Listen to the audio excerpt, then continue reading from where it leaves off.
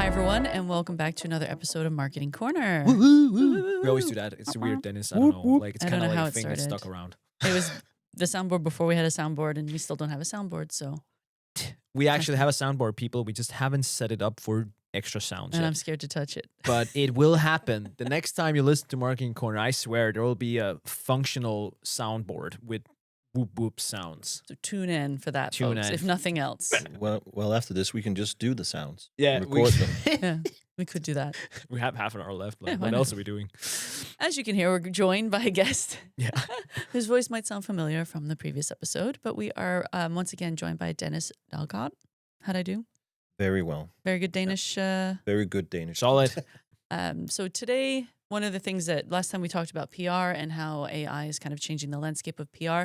Yeah. But one of the areas that you also look into is advising executives and sort of Yes. C-level. And from an in-house perspective, and I'm sure most of our listeners, one of the areas that we struggle with is communicating and bridging that communication gap between the in-house individual contributors and C-level executives in, senior leadership, and how I was hoping maybe we could talk a little bit about the best ways to try to speak the same language, make sure that we can get our initiatives understood, and why we can't just rely on AI to replace everything that we do. Yeah, that's Among very other things. important. Very. Yes. So just to kick us off a little bit, maybe talk to us about some of the work that you do with executives and how you kind of approach that. So I've been, doing this for almost 20 years, and I've been in-house and I've been an external consultant. I've tried different things, and one of the, the key aspects of doing this kind of consulting or advisory or whatever you want to call it, is that you have to sort of speak the language Mhm. of the person Yeah. that you're trying to convince or encourage to do something. Can be anything, and especially because not because there's any reluctancy or ill will. It's just that sometimes what we do is sometimes it's a specialist area. You're highly specialized, and it's not what the CEO or the C-suite typically came from. Mhm. So it might be very foreign to them. So you have to basically grab them by the hand. It is about building trust. It Mhm. is about making them comfortable with something that they're uncomfortable with, speaking publicly, for instance. Mhm. And it's also about showing them know what you're doing. And how do you then show it? Like, how do you say you get someone in front and he's been convinced by Jennifer that he needs to do something. He needs to do a press release or crisis communication or whatever it is. But he's skeptical. Let's say he's skeptical or this person's skeptical. How do you convince them that that person should trust you in this case or listen That's to a you? very good question. I think, first of all, what I tend to do is to show them that I'm not just some random person. Yeah. I'm not just a generic PR guy. Yeah. I understand your business. Yeah. That is how you build the fastest way to build trust. Show them that you understand their business. You don't have to be an expert Mhm. because you are a jack of all trades. Yeah. But you have to be able to quickly try to understand, show that you understand where this person is coming Yeah. from, what are their interests, what is the sort of the core of their business and their issues at hand. Mhm. What are they trying to achieve? You have to show that you have a business acumen. You have to show that you understand sort of the commercial aspect of what the value of this Yeah. you're doing. So it's not just trying to paint a pretty picture. Yeah. Doing it from a strategic point of view. You're doing it from a commercial point of view, and it Yeah, actually has value. Mhm. You have to speak that. Yep. Do you ever pull up, like, almost want to call it social proof, or like do you ever go like, yeah, this article, that's me. I put this guy here. Like, do you ever do stuff like that or? Sometimes. Okay. It happens. Yeah, okay. I because sometimes, when you're at least when you're an advisor within PR, it's such a specialized area. So, and if they haven't had much experience with it, they'll say, but what's the outcome? Yeah, Mhm. exactly. And then they Yeah. will say, am I guaranteed am I Yeah. guaranteed the front page? Exactly. And if I'm not Yes. guaranteed, then what's the point? Yes. And and then I say, listen, I've heard that, and so I'm not many even times, in PR. Mm. no, but it is a common misconception that it's just, well, I would like to get to Börsen, or the Financial Yeah. Times, or Mhm. New York Times, whatever the case may be, and can you help that? Can you give me that? I said, well, depends on the story. Yeah. So it's also about, managing expectations. No, And definitely. sometimes you have to be the devil's advocate. Sometimes have to be the downer, Yeah. downer, because you have to give them realistic expectations. Yes. Yeah. And that is you're also part of building the trust, Yeah. that you're not blowing smoke up, up people's eggs. Yeah. So you have to be just frank with them and then say, listen, I understand that you want that. Mm. I understand that you want to be in the paper that you read yourself. Yeah. Yep. I understand that all your buddies in the VL gruppe, or all the fancy networks, that they get to see you, and it's a huge personal ego boost. Ego boost. Yeah. But maybe what you want is to get into this industry because that's where your customers are. Mhm. They don't sit and read Yes, and that was actually my first intro into PR. Was I was with a company, we were about to do, we got the okay for a retainer, a very modest Mm. retainer, but it was something we were trying because one, I find C-level PR is the thing they tend to want because they want to see themselves in the paper, but then you also have to manage expectations. And so, for example, one of these companies I worked at, they did, their main market was sort of hourly paid workers, catering, for example, hospitality, but they wanted Forbes.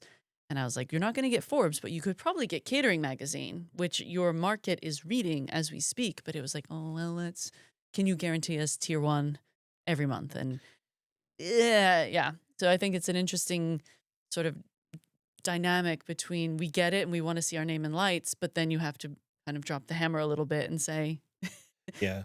it's But not also gonna be, remember so my point is you will be doing that, but that would just be gratuitous branding. Mm-hmm. Who's that for? Is that for you? Yeah. Is it for the bottom line, or is it for your? Because certainly, if if we assume that people in catering, they might read Forbes, but Mhm. probably more likely they read something that is directly to do with it. Yes. So if you want to speak to them, if you want to convey a message, why not go there? That's Yeah. far more efficient. It's probably the entry, sort of the gatekeeping is maybe different. Maybe it's even easier to get Mhm. in. Who knows? And then more importantly, it's shareable. Sometimes there's also all these articles are maybe behind a paywall, Mm-hmm. so you cannot even expose it very much on your Yeah. own channels.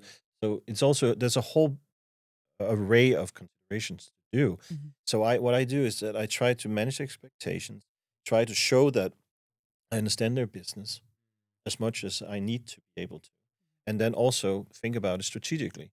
So if you want to do this, it's not just a single act; it Mm-hmm. has to fit into what else you're doing. It's part of a broader picture. It's part of your sales strategy, branding strategy, part of your let's say employer branding strategy. If you want to make sure that people understand that you're a great place to work, for instance, would you think you would hire more people if you were on the front page of Börs? So it's all these things, and not so much about all the flash or what you've done. It's about showing that you understand Yes. that person's business and what they're trying to achieve. It's funny because we were talking about this like the reason I find that C levels and founders and a lot of them gravitate towards PR sometimes. It's first I found it's a multitude of things from my perspective. One of them is that it's an older discipline and they kind of understand it. Yeah. Some of them they get it. Like when they're on the front page of Börsen, they get that matters. Mhm. That's for them. That's marketing, Mhm. right? That, Yeah. so there's some sort of because like a lot of the other marketing disciplines, we always struggle with the metric aspect, but you don't really have to talk about metrics in PR as much. Like I wish that were true. okay, but really maybe wish I'm I- wrong, but I lost like I think you talk about like how many like pages, like how many news sites you're on and that visibility of those news sites. But at the end of the day, if you get them on the front page of Börsen, they don't care too much who read that. Like, I understand they don't that, care yes. about the number on the True. front page, if that makes sense, right? I agree with what you're saying to Yeah. a certain extent. I think the issue is that it's hard to measure. Yes. The Yeah, value. it's, so people tend to Famously. measure it in marketing terms. Yeah. Yes. So that is for many Reach years and- ago. yeah, Where we started engagement. talking reach, estimated ad value, Yeah. stuff like that, which is Yeah. very marketing. estimated ad value is so dog shit. Yeah. Like So that is so horse shit. I can't even start to express how much I think that's estimated ad value. Yep. Yeah. Because like, what kind of ad are you comparing to? What exactly. kind of exposure? It's the What listed kind of- value, by the way. Yeah, exactly. No, I totally agree, because PR is not about the immediate effects. It's about your reputation over time. Yes, exactly. And it's about positioning over time. Yes, It's I about totally agree with that. maintaining, Yes. building, or even in worst cases, rebuilding or Rebuilding, repositioning. So it's not about immediate gratification. It shouldn't be treated as something that you just do because you need instant exposure. Then I would Exactly. much rather say just go to you. Yeah. Don't go to me. Yeah, If exactly. you just want immediate exposure, Go pay Meta or yeah, something. go pay Meta put and some you'll ads get on all Meta the or exposure you want. Good YouTube or whatever. This is about serious reputation building. Yeah. Or fixing. Or And maybe, can I pull it back from that? If I put my devil's advocate hat on, who cares? Who cares about my reputation? How does that impact my business? What do you say? See, that's my point. You have to. Not one thing is that there are numerous papers and a lot of reports that show that having damaged reputation affects your business immensely. Mm-hmm. Yeah. There's a reason why, if you build a brand that is synonymous with something, Bad. that is very good. Oh, good. But okay. if then things happen and that gets, because it's hard to destroy an image, which is short term, but reputation is long lasting. Right. And one of the best examples is that, Coca-Cola is synonymous with cola. Yeah. There's like 100 different brands, but when you say cola, you mean Coke. Yeah. You right? see the color red. Yeah, Yeah. exactly. And also, You get for thirsty instance, already. and when you search on the internet, it's not searching on the internet. You Google stuff. So things are true. synonymous with stuff. So that is a reputation you cannot buy with money. This restaurant, Jensen's Bøfhus, just went bankrupt. Yes. And I think that's a good example of it going the other direction, right? Because like I think the original issue with, I don't know how many of you listeners know the story of Jensen's Bøfhus, but just very short, they try to erase, or like, let's call this like local fisherman's restaurant shop, Yes, whatever. yes. That was called Jensen's, I think. Yeah, Something like that. Which is like, come on, like Jensen's such a common name in Denmark. Yeah. And then they got a huge scandal, and then the whole public turned against them. And now, I don't know how many years later it is, but a few years later, it's out of business. Yeah. That's solely based on reputation. There's probably a lot of factors as well, but a lot of it is because of that reputation's damage. Reputation lasts a long time, but it's not something that can stay. It doesn't stay unless you nurture it. Mm-hmm. So if you start, because there are many companies that started out being, associated positively, and then it's changed over time. Mm-hmm. Maybe because something changed in the business, or something changed with how we look at things. And there are many things, and I think you could look at it. I think maybe the ones that started out being a positive thing and negative. To me, something like Facebook. Yeah.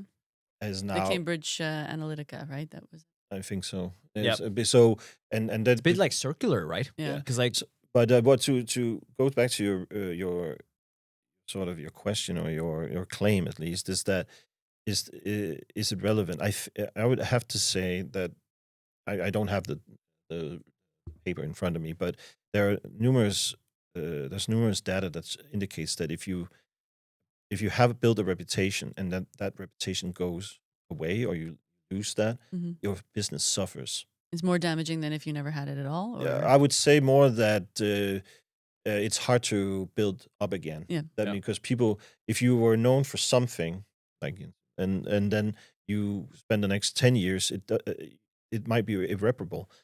But in fact, I have a local example which I was involved in.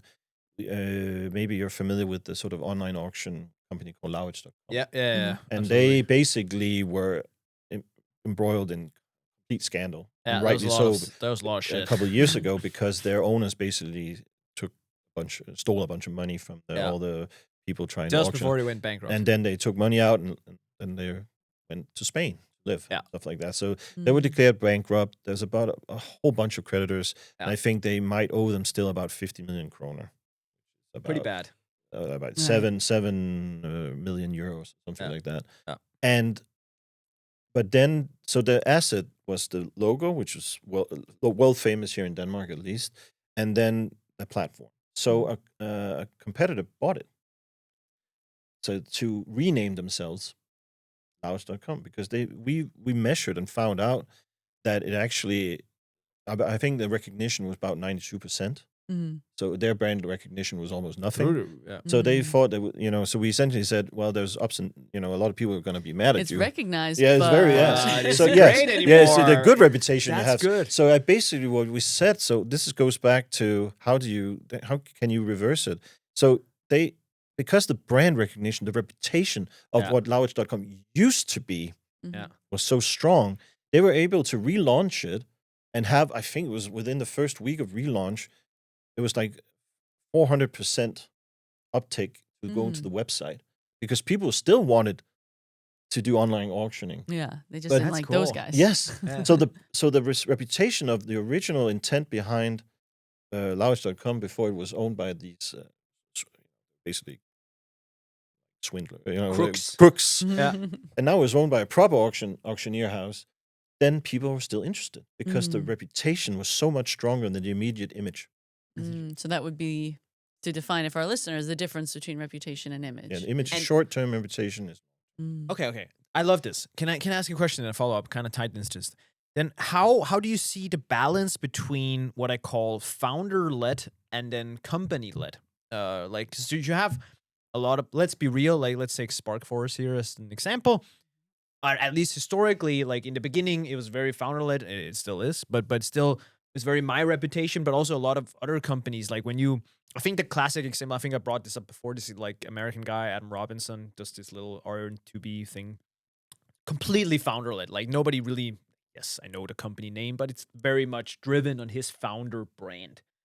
How do you differentiate between like how much of it should be founders just pushing through? Like, I understand if you have Martin Thorborg here, like, okay, I'm going to use him all the way, power through. But how much of it should also just be De Niro pushing through the story? Like, how do you balance that? Like, do you ever think about that? In terms of the branding? Or in terms of, like, when you go out and say, hey, media, we have a new story. Is it coming from Martin Thorborg or is it coming from De Niro? Like, I understand. I think in terms of, how do you manage, stakeholder and, on that level, I think some founders are, they don't really have it very naturally in them to be sort of the spokesperson. Yeah. They're much more into the they don't product. want to be on camera. No, I definitely exactly. know some founders who should not be spokespeople. And they shouldn't be. No, but they are very good at, the product Building or the product, building or, the innovation part. They maybe not be, they're not so strong in, expressing themselves. So you can,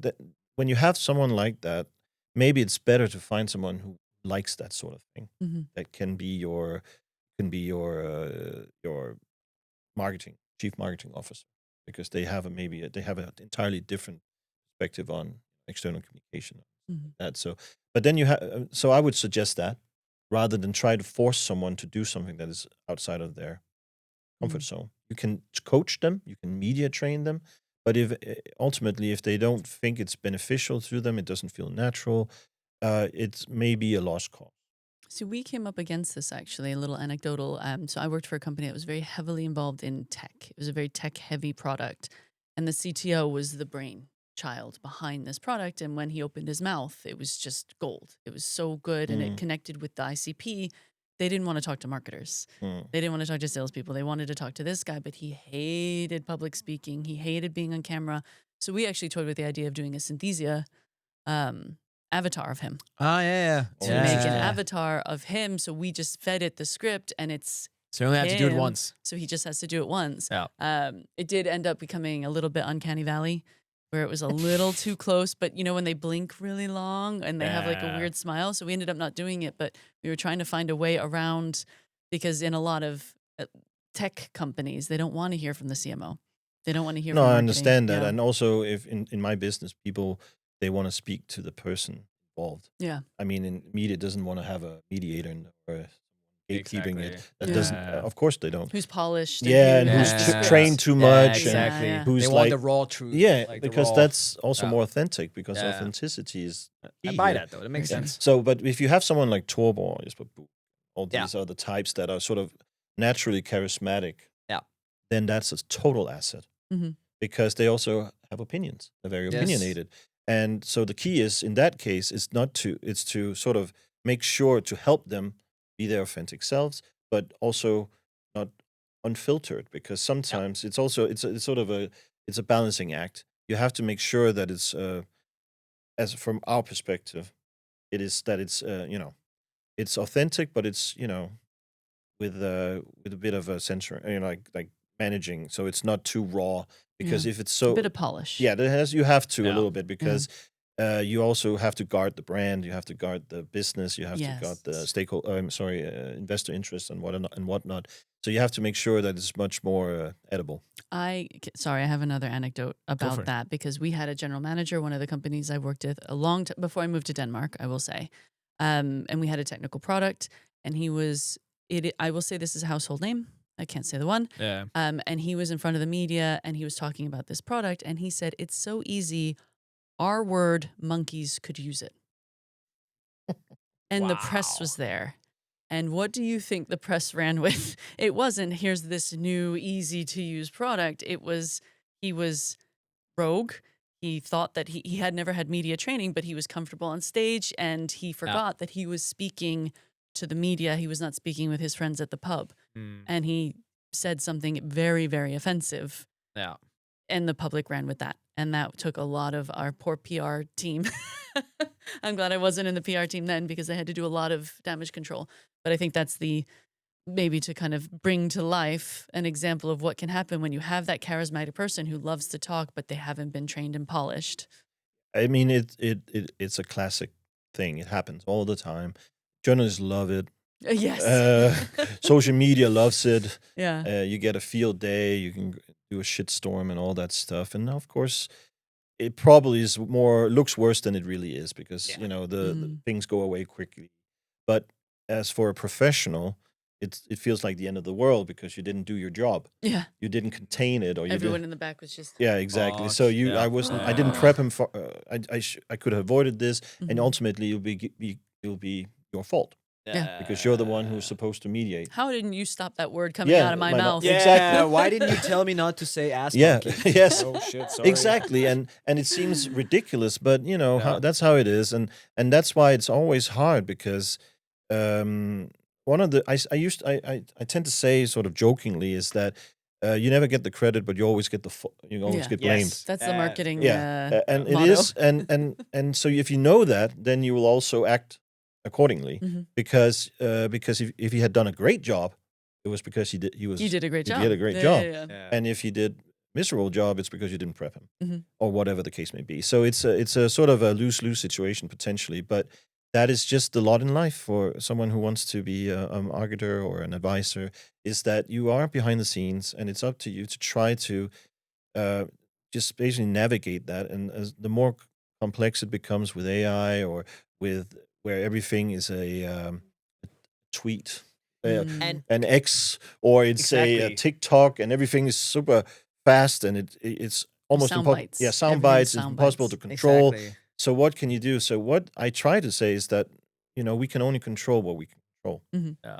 So let's focus on that, and then when things happen that are out of our control, at least make sure that we have our ducks in a row. Mm. So I have a phrase in Danish that is essentially hvis det ikke kan forklares, så kan det ikke forsvares. If you cannot explain it, you cannot defend it. Sounds way Mm. better in Danish. Yeah, Yeah. because it rhymes. Yeah. For And, once, something for sounds once. better in Danish than There's English. no cows and ice. there, Cows on the ice, eat that camel. Hey. I mean, I'm learning. I don't understand why English-speaking people don't get that. Yeah, it's so Why? easy.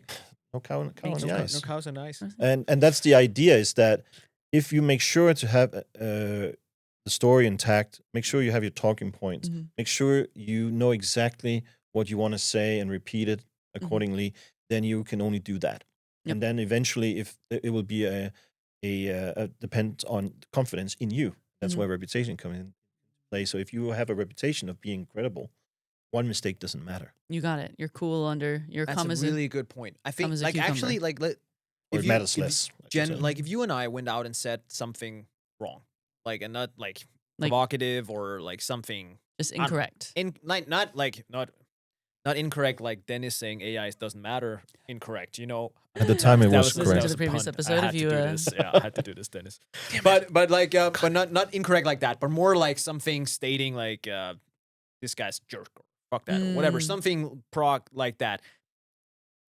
It's almost like we reached a point where people know us so well to some extent that they probably could like say, okay, he fucked up, he made a mistake, and if we owned up to it, it would hurt us, but it wouldn't hurt us as bad as if like do you get where I'm trying to go with I this? think we have cultivated a brand where we openly say we're a bunch of dummies. Don't Yeah, listen exactly. to us, but we could make a mistake and we can kind of make fun of it and poke it. But if we were representing a brand other than our own, Yes, yeah, I think yeah. that's a different. I think it's a different. It's a different thing, right? responsibility. Yes, And exactly. so my point is that so you build a reputation of being someone who's generally, knows what they're talking about, not an asshole, is a good person, and all that stuff. And then you say one thing wrong one time, should not be the end of your career or life, No. Yeah. unless you said something It's also interesting. completely I think we outrageous. also, like, Might be.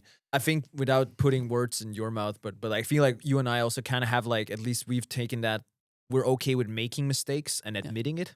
Like that's kind of part of our identity and our brand. Like we We're move fast people. and break stuff. But it's easy. I think I agree with you. But I think the reason is we just see ourselves as two dummies who got a microphone exactly. 5 years ago. Authentically so. Or authentically. Yeah. But if I were on stage representing Verdane, Yeah. that a would bit be a different. very, Yeah. very different. Definitely. I'd have to be on it because it's not just me, but it's also my organization and everyone in my organization who could be impacted if I agree. I say think- the wrong thing. I think it's so interesting because authenticity is something that's been spoken about a lot. That's why social Especially in AI, media, that's why influencers are so popular, YouTube, all these platforms, because it's authentic. It seems Yes. authentic. You see the person, there's unfiltered, it's all that stuff. And that's what people want nowadays. Yes. But there's also, there's the whole truth and nothing but the truth, and then there's the truth you want to convey. So it's all, so never forget that whomever you see, unless it's like someone like Donald Trump, I know I shouldn't mention the war, but I mean, he's authentic to a T, you can say that. He certainly sticks to a true fault, to himself. yes. Yeah. But that is not necessarily a positive thing. Let's just say that. I won't go any further. Not always, No. yes. And then, but if you see anyone who goes for an interview, no one is going to go unscripted. Yeah. No one goes to the media. No one goes to a keynote unprepared and just wings No. it. You hope not. If you No, think, no, if it you does if happen, it though. seems like it, Yeah. it's because of the charisma of Martin Yeah. Torborg, because he just I has hear it. you.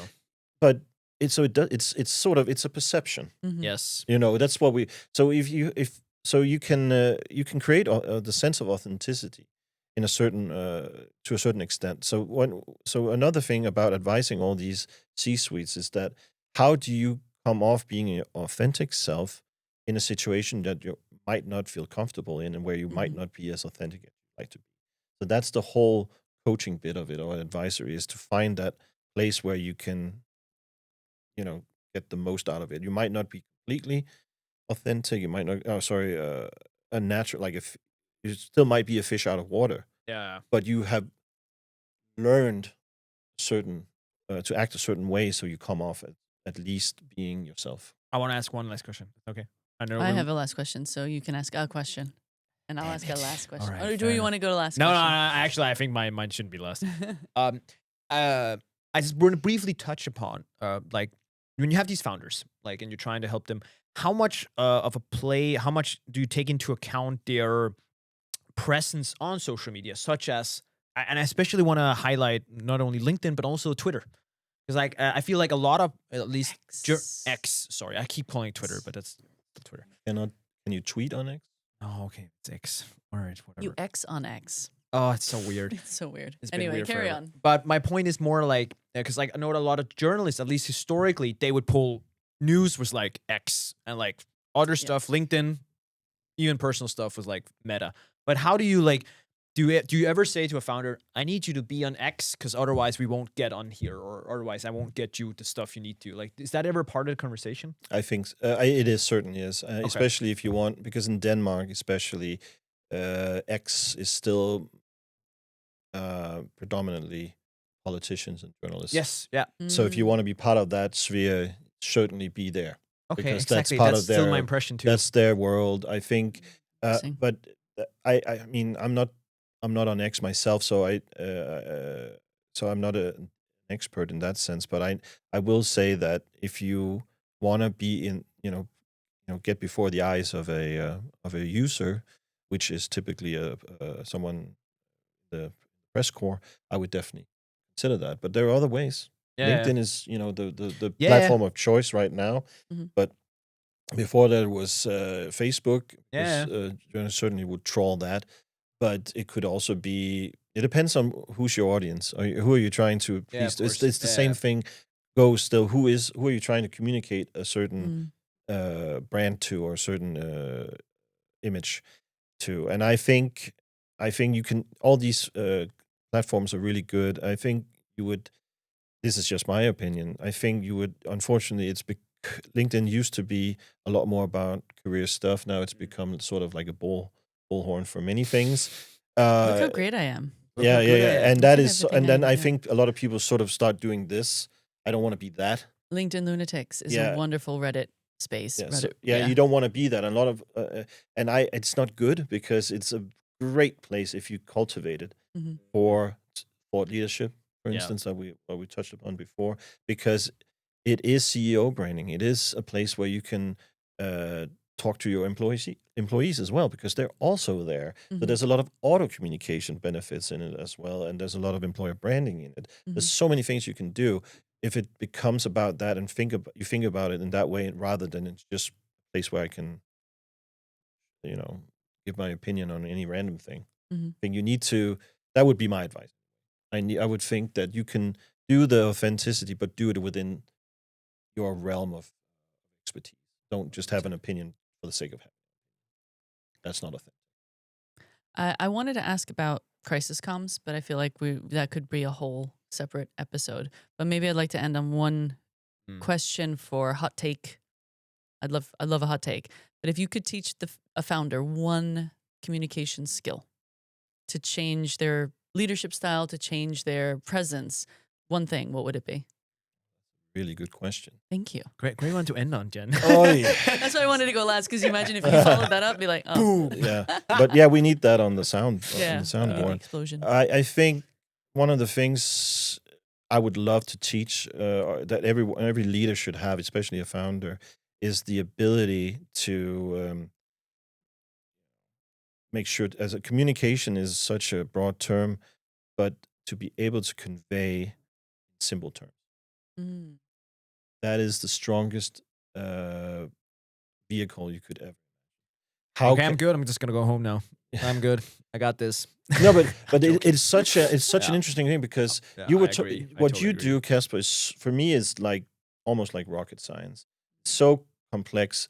So how do you make that Yeah. palatable for someone who doesn't understand it? And I actually think, like, and not to toot our own horn here, but like part of the whole reasons at least I got started on LinkedIn or places, I didn't think about that as a thing. But one of the things I always teach people when I teach about how to do it is that I feel like whenever I teach other people things, I become better at it myself. Like, because I learn how to simplify it so they get it, right?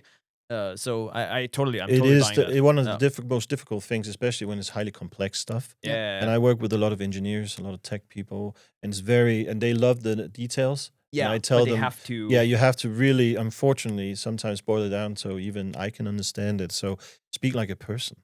I think Talk- I learned it like one of the founders from Templify, Christian Lund. He was really good at that. He is really good at that, and he was one of the people who taught me. Even like, I think I was good at it before, but he really brought it to my attention how important it is, because he would take sometimes the most sophisticated strategies and he's like, well, then it's about we getting in here and we getting out here. I'm like, oh, okay, cool, I get that.